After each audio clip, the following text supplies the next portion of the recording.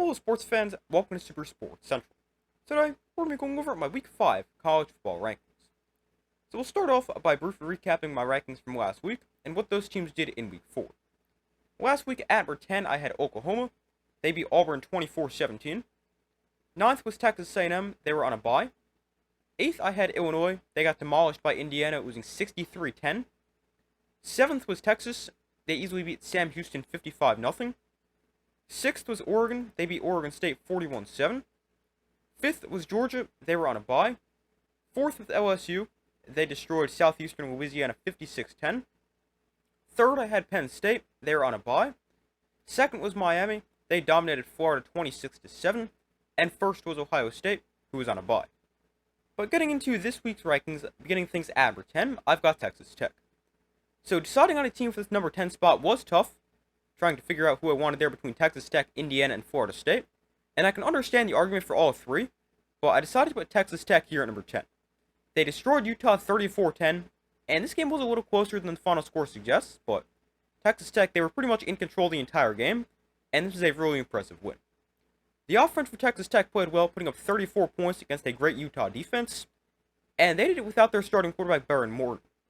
As Morton left the game early in the third quarter with an injury, so backup quarterback Will Hammond came in, and Hammond was great, throwing for 169 yards and 2 touchdowns, and also running for 61 yards. And speaking of running the ball, Texas Tech, they were great on the ground. As a team, they ran for 173 yards and 2 scores. Now, defensively for Texas Tech, they were also great. They allowed just 10 points, allowed just 3.8 yards per play, and also forced 4 turnovers. But this was a really impressive win for Texas Tech, going to Utah and convincingly winning, and because of that, I've got them at number 10. Coming in at number 9, I've got Oklahoma. So Oklahoma, they move up a spot to number 9 after they beat Auburn 24-17. And this was a pretty good win for Oklahoma. Their offense played well with 24 points, and they threw the ball well, as John Mateer had 271 passing yards and a touchdown. Although, Oklahoma was not good on the ground, rushing for just 35 yards on 1.5 yards per attempt. And outside of last week against Temple, not being able to run the ball has been a weekly occurrence for Oklahoma, so I do start to worry about that for their offense. Now, the defense for Oklahoma, they played really well, allowing just 17 points. They were great against the pass and the run, and their defense also got 9 sacks. But this was a good win for Oklahoma, beating a top 25 Auburn team. It's their second top 25 win of the season. Obviously, they beat Michigan a couple weeks ago, and I've got Oklahoma at number 9. 8th, I have Texas A&M. So Texas A&M moves up to number 8 as a result of the Illinois loss, but A&M, they were on a bye this week. Next week, they face Auburn. 7th, I have Texas. So Texas comes in at number 7 after they destroyed Sam Houston 55-0. And this was a great game for Texas.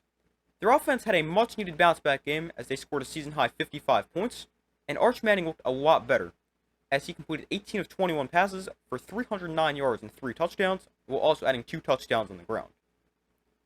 And then the Texas run game was also really good, rushing for 264 yards and 4 scores. And then defensively for Texas, they dominated like usual, not allowing a single point and allowing just 113 total yards of offense.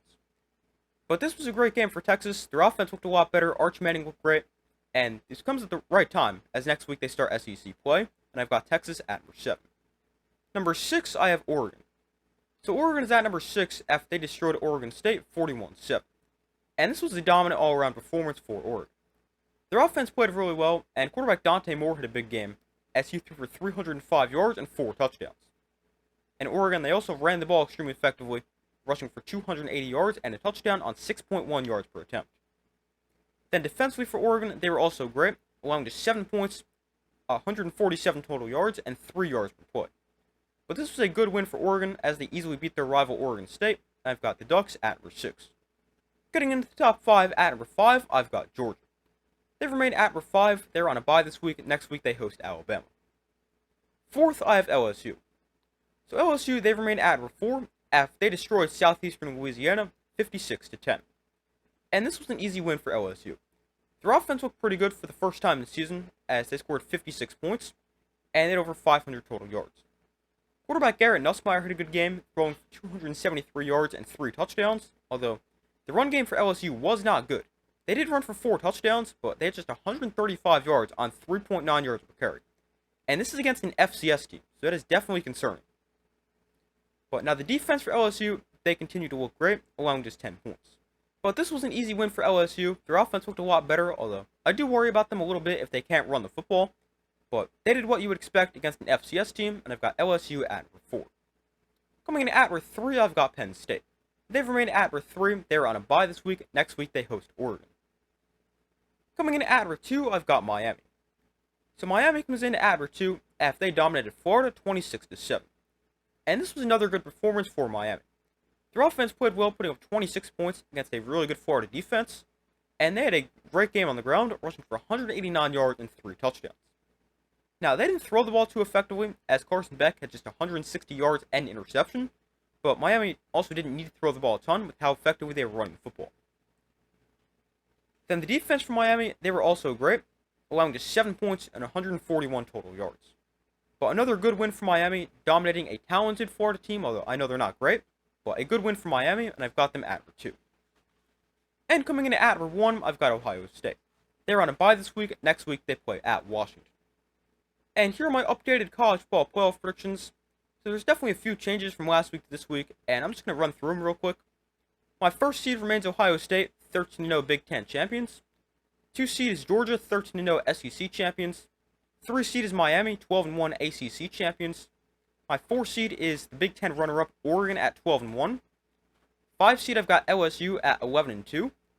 6 seed is a new addition to my playoff predictions, that is Texas Tech at 12-1, winning the Big 12. 7 seed I've got Texas at 10-2. 8 seed is Alabama, also at 10-2. 9 seed is Florida State at 11-2. 10 seed is Penn State at 10-2. 11 seed is Texas A&M at 10-2. And my 12 seed is Tulane, 12-1, the American Conference champions. And the Group of 5 champion could definitely go a few different directions. I still like Tulane to be the Group of 5 representative, but it can definitely still go to South Florida or even Memphis after they upset Arkansas. But those are my Week 5 college football rankings and my updated college football playoff predictions.